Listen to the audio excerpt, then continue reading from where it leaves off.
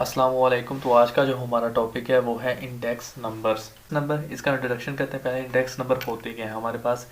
N index number is a statistical measure of average change, यानी कि हमारे पास statistical Maihar किस चीज़ का है, एवरेज चेंज का। और वो एवरेज चेंज किस चीज़ में है, इन अ वेरिएबल और a group of variable with respect to time और स्पेस, यानी कि टाइम के लिहाज से या स्पेस के लिहाज से, यानी कि प्लेस टू प्लेस। ऐसे हमारे पास अगर आप प्लेस के लिहाज से हमारे पास यहाँ पर क्या है, जो चेंज आ रहा है कि एक वेरिएबल में भी हो सकता है, यानी कि आप वेरिएबल और ग्रुप ऑफ वेरिएबल, एक से ज़्यादा वेरिएबल भी हो सकते हैं उनके अंदर। तो उनके अंदर जो टाइम या स्पेस के लिहाज से एवरेज चेंज आ रहा है, ये हमें वो मैयर करके दे रहा है। अब हमारे पास वो वेरिएबल किस तरह के हो सकते हैं। Variable may be enrolment of student in an institution, यानी कि हमारे पास कोई ऐसा अदारा है, हमारे पास किसी गवर्नमेंट कॉलेज की बात कर लें, आप यूनिवर्सिटी की बात कर लें, तो तब भी हम दे सकते हैं। हम वहाँ पर देख सकते हैं कि हमारे पास 2015 के अंदर कितने स्टूडेंट्स ने इनरोलमेंट, कितने स्टूडेंट्स ने ली थी, 16 के अंदर, 17 के अंदर, 18 के अंदर, और इस तरह बाद में आप निकाल सकते हैं। बाद में हमारे पास तरीके आ रहे हैं निकालने के, लेकिन ये यानी कि इसका मतलब क्या कि आप टाइम के लिहाज से आप देखें, आप देख रहे हैं तो एक वेरिएबल के अंदर चेंज। अब उसके बाद में हमारे पास है cost of education for college student. अब इस तरह भी आप कर सकते हैं कि अगर हमारे पास 1960 है, उसके अंदर हमारे पास एक कॉलेज स्टूडेंट अगर मेडिकल करता है तो उसकी कॉस्ट कितनी थी, अब हमारे पास है 220 अगर मिसाल के तौर पर, तो इसके अंदर हमारे पास कितनी है। तो आप इन दोनों के दरमियान भी क्या कर सकते थे, कंपैरिजन कर सकते थे। हमारे पास है 1960 की यानी कि आप ले लें, और उसके बाद में एक स्टूडेंट है, मिसाल के तौर पर वो कहें कि हमारे पास 50,000 है, उसके अंदर ये कर रहा है। तो हमारे पास अगर अब मैं अगर कहूँ तो ये यहाँ पर ये डिजिट, अब हमारे पास देखें क्या है, अब ये हमारे पास इसमें हम क्या कर सकते हैं, हम इसमें एवरेज चेंज फाइंड कर सकते थे। तो वो किस तरह फाइंड करेंगे वो हम बाद में यानी कि देख लेंगे किस तरह फाइंड करते हैं, जब हमारे पास आके हम इसका इंडेक्स नंबर का फार्मूला करेंगे। तो अब देखें, अब हमारे पास प्राइस ऑफ पर्टिकुलर कम्योडिटी और अ ग्रुप ऑफ कम्योडिटीज़, यानी कि हमारे पास अब देखें, अगर मैं वीट की, उसके बाद में मैं राइस की, इस तरह गोल्ड की, इस तरह 3-4 मैं अगर कम्योडिटीज़ की बात करता, तो वो हमारे पास क्या थे, हम उनके किसी एक की भी कर सकते थे और ग्रुप ऑफ की भी कर सकते हैं। इसका मतलब क्या है कि अगर आप सिर्फ और सिर्फ राइस का देख लेते, अगर यहाँ पर मैं कहता कि प्राइस ऑफ राइस, ठीक है, कि 1 kg या जितने भी आप निकालना चाहते हैं, ठीक है, उस लिहाज से आप 1948 की, उसके बाद में ये सारी यहाँ तक आप लिख लेते 1957 की। अब देखिए यहाँ तक तो आप राइस, अगर मैं सिर्फ सिर्फ राइस की प्राइस लिखता और उसके बाद में क्या मैं यहाँ पर लिख देता मैं वीट की, उसके बाद में मैं आगे लिख देता क्या साल्ट की लिख देता, शुगर की लिख देता, ठीक है। इस तरह हमारे पास क्या थे, यानी कि एक वेरिएबल या ग्रुप ऑफ वेरिएबल की बात भी वो कर रहा है। तो अगर हमारे पास इसके अलावा अगर हमारे पास वेजेस ऑफ वर्कर, यानी कि एक बंदा है वो 1960 के अंदर इतने पैसे कमा रहा था, अब वो 1920 के अंदर इतने, अब वो 2020 के अंदर इतने पैसे कमा रहा है, तो उनके दरमियान क्या फ़र्क है, यानी कि हमारे पास क्या एवरेज चेंज आई है वेरिएबल के अंदर। अब हमारे पास इस तरह value of volume of trade, sales, export and export, production, group health, उसके बाद में गवर्नमेंट सिक्योरिटीज़, ये सारी हमारे पास क्या थी, ये हमारे पास इंडेक्स नंबर की एग्जांपल्स हैं।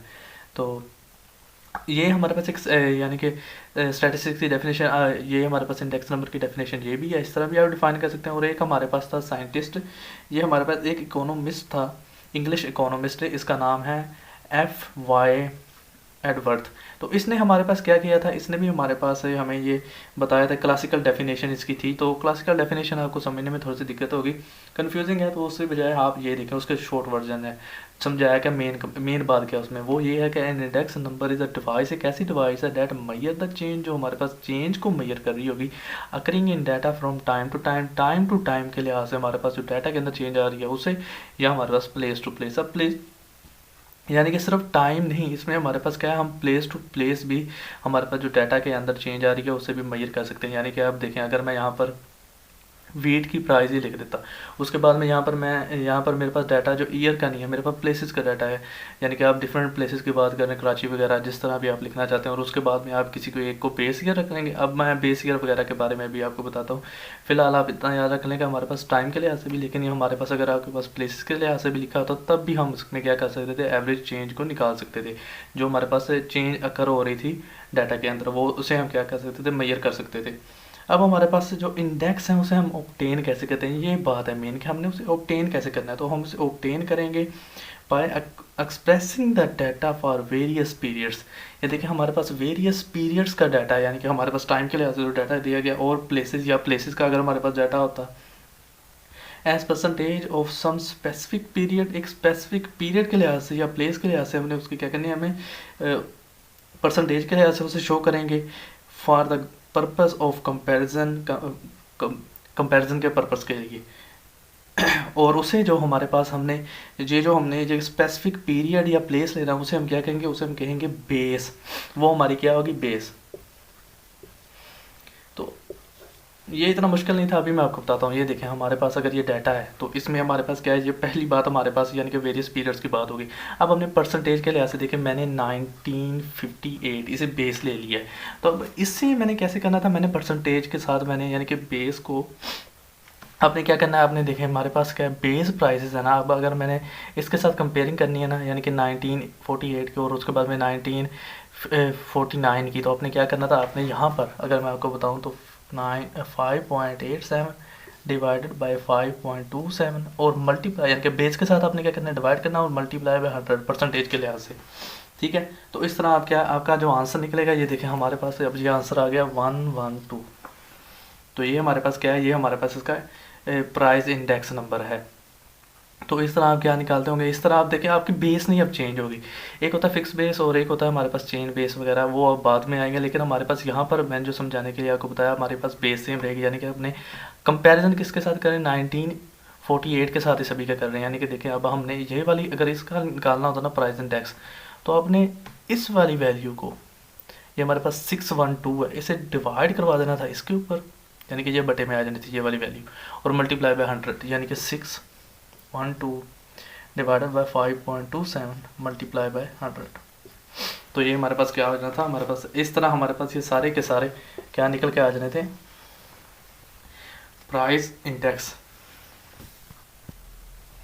तो अब हमारे पास ये जो आंसर आते हैं, अब इन आंसर्स का क्या मतलब होता है आपको ये भी तो पता होना चाहिए। और ये भी पता होना चाहिए कि पहला आंसर 100 क्यों आया, क्योंकि देखिए हमने इसे बेस रखा है ना। तो अगर मैं 5.27 को डिवाइड ही करवा देता किसके ऊपर, 5.27 के ऊपर, और फिर मल्टीप्लाई बाय 100 करता, तो मेरा आंसर क्या आना था, 100 ही आना था। ठीक है, इसलिए हमारा ये आंसर 100 है। अब हमारे पास जो 112 है, इसका मतलब क्या है, इसका मतलब ये है कि अगर तो मैं कहूँ कि हमारे पास, अगर मैं मिसाल के तौर पर कहूँ ना कि ये वेजेस का डाटा है, वेजेस यानी कि अगर कोई मजदूर वगैरह काम कर रहा है तो उससे जो तनख्वाह मिल रही है, जो भी है पर डे जो उसे पैसे मिल रहे हैं, तो अगर मैं कहूँ ना कि ये वेजेस है, वेजेस का लेवल है इन 1948, यानी कि 1948 में वेजेस का लेवल क्या है, 5.27। अगर मैं मिसाल के तौर पर ये कहता, तो अब मेरा जो आंसर आया 112। ठीक है, अब तो अगर मैं कहूँ ना कि इसका मतलब क्या है 112 का, तो देखें अगर मैं कहूँ ना कि ये वेजेस ही है, हमारे पास वेजेस का लेवल है कि यानी कि अगर कोई बंदा काम करता है तो उसे पर डे कितना, यानी कि वो उस मज़दूर को पैसे मिल रहे थे, तो वो हम क्या कहेंगे, वो हमारे पास जो आंसर आ गया हम उसे कहें ना कि अगर उसका लेवल 100 है, उसका लेवल 100 है, हम ये कह रहे हैं हमने 100 के साथ उसे रिप्रेजेंट कर रहे हैं। तो अगर हमारे पास, अब देखें अब हमारे पास जो नेक्स्ट आंसर आया यानी कि 1949 का, वो हमारे पास क्या है, वो है 1112, यानी कि ये क्या है, ये 100 से 12 इसके क्या है हमारे पास ज़्यादा है। तो इसका मतलब क्या था, इसका यानी कि रुपीज़ ज़्यादा है, तो इसका मतलब क्या था, इसका मतलब ये था कि अगर वेजेस जो हमारे हुए हैं वो इंक्रीज हुए हैं कितने परसेंट, 12%, यानी कि यहाँ पर कितने 12% इंक्रीज आ रही है। वेजेस जो हैं जो हमारे इंक्रीज हुए हैं 10% फॉर 1949 के लिए वो कितने हुए, 12% इंक्रीज हुए हैं। और बाय कंपैरिजन विद 1948 के कंपैरिजन से, कि हमारे पास जो वेजेस हैं यहाँ पर अगर हम 100 से उसे क्या कर रहे हैं, उसका लेवल ले रहे हैं, और यहाँ पर हमारे पास 112 आंसर आया है, 12% इंक्रीज आया। हमने कहा है फिर क्या, अगर हम कंपैरिजन लें तो 1948 से 12% ज़्यादा इंक्रीज़ आया किसमें, यानी कि वैल्यू के अंदर, वो हमारे पास क्या है 1949 में। तो एक दो हमारे पास इसमें क्वेश्चन आ सकते हैं, पूछे जा सकते हैं कि हमारे पास इंडेक्स नंबर और आगे जाके हमारे पास टाइम सीरीज़, जिन लोगों ने टाइम सीरीज़ पढ़ी हुई उन्हें पता होगा। तो इंडेक्स नंबर और टाइम सीरीज़ के अंदर क्या फ़र्क है, तो टू डिफरेंस मैं आपको बताता हूँ। एक, अगर आप टाइम सीरीज़ की डेफिनेशन देखें तो उसमें हमारे पास ये चीज़ नहीं होती फ्रॉम प्लेस टू प्लेस। उसमें हमारे पास जो डाटा होता है वो सिर्फ और सिर्फ टाइम के लिहाज से हमारे पास मैनेज होता है, यानी कि ये चीज़ नहीं होती उसमें space from time to time. एक चीज़ ये, और दूसरा हमारे पास टाइम सीरीज का ग्राफ होता है, उसे हम क्या कहते हैं, हिस्टोरिक ग्राफ। लेकिन हमारे पास इंडेक्स नंबर का ग्राफ नहीं होता, इसे हम क्या कहते हैं, ये हमारे पास इसका कोई ग्राफ नहीं है। तीसरी, हमारे पास ये देखें कि हमारे पास जो टाइम सीरीज़ होती है उसमें हमारे पास डेली बेसिस के ऊपर भी, आप आवरली भी, मंथली भी, क्वार्टरली भी, और उसके बाद में ईयरली, एनुअली यानी कि डाटा ले सकते हैं। लेकिन हमारे पास जब इंडेक्स नंबर है, इंडेक्स नंबर में हमारे पास क्या होता है, इसमें हमारे पास जो डाटा होता है वो हम जनरली लेते हैं एनुअली। लेकिन इसमें ये कहा जाता है कि मे बी, हो भी सकता है नहीं भी हो सकता। मे बी का मतलब तो यही है ना कि हो भी सकता है और नहीं भी हो सकता, कि हम इसे वीकली और मंथली बेसिस के ऊपर भी निकाल सकते हैं। तो आज का हमारा टॉपिक इतना ही था, आज के लिए इतना ही। अल्लाह हाफिज़।